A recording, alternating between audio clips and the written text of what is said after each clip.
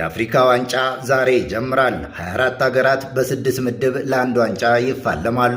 ሞሮኮም ካዛብላንካና ራባትን ጨምሮ በ9 ከተሞቿ ታንጸባርቃለች። በአጠቃላይ ድምር ቁጥራቸው 32 የሚደርሱ በዓለማችን ተወዳጁ ሻምፒዮና የእንግሊዝ ፕሪምየር ሊግ ሀያል ክለቦች የሚገኙ ከዋክብቶችም የአፍሪካ ዋንጫውን ሊያደምቁ ገናናውን ሊግ ከዩኬ ጥለው ሜዲትራኒያን አቋርጠው ለእናት ሀገራቸው ብሔራዊ ግዳጅ ሞሮኮ ደርሰዋል።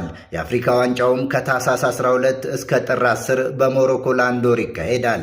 ማን ዋንጫውን ያነሳል? ያለፈው ሻምፒዮና ኮት ዲቫር፣ አስተናጋጇ ሞሮኮ፣ በዓለም ዋንጫ የሌሉት ናይጄሪያና ካሜሩን፣ የማዲባ ባፋና ደቡብ አፍሪካ፣ የታራንጋ አንበሶቹ ሴኔጋል፣ አልጄሪያ ወይስ የመሐመድ ሳላ ፈርዖን ግብፅ? ወደፊት የምናየው ይሆናል። የጥቋቁር ከዋክብቶቹ የእግር ኳስ ዳንኪራ በሞሮኮ የአፍሪካ እግር ኳስ ከዋክብትን እንደ ሁልጊዜም በድምቀት ያፋጥጣል። የመክፈቻ ጨዋታውም በአስተናጋጅ ሀገር ሞሮኮና ኮሞሮስ ዛሬ ከምሽቱ 4 ሰዓት ይጀምራል። ዋንጫውን ማን ያነሳል? የእናንተንም ግምት ኮመንት ላይ አስቀምጡልኝ።